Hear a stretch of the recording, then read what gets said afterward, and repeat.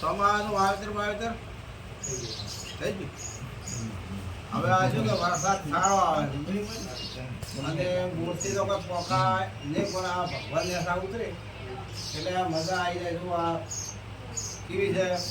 તો ગેળાવાળી છે ને? આ ગેળાવાળી છે. પછી લહેર આવે ને એ ગેળાવાળી આવે.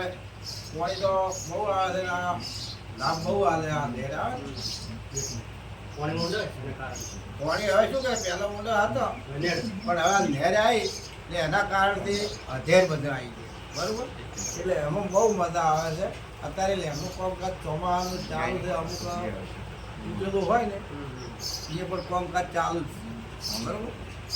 એટલેથી જ પાણી તો બહુ લોબેની દાવાની વાતાવરણ કરતા હોય.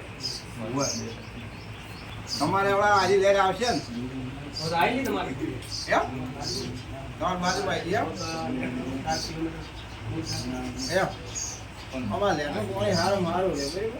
એટલે કહેતા જો અમારે તો જો સોમાનું આવી જાય કે સોમાનું કેવું ગમે છે. જો જનતા બારી છે કેવી ગમી છે, ઝાડ પણ કેવો લીલેશર છે.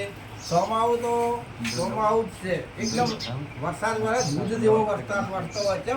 એટલો બધો ઝાડને ભાવે રજકા બારી ભાવે. વરસાદ તો વરસાદ જ વરસાદ થયો તો કોઈ છે જ નહીં.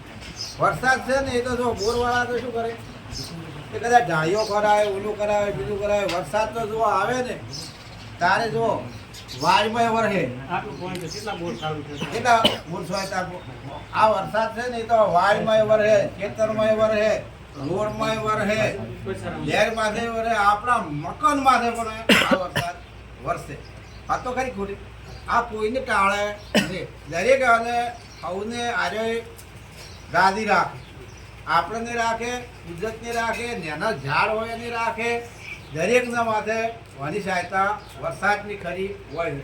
કુદરતથી જેવું કોઈ મોટું હોતું નથી. શું તમારું કેવું કહો? હે તમે બે શબ્દ કહો. રેડી એમ બસ ચાલો. એમ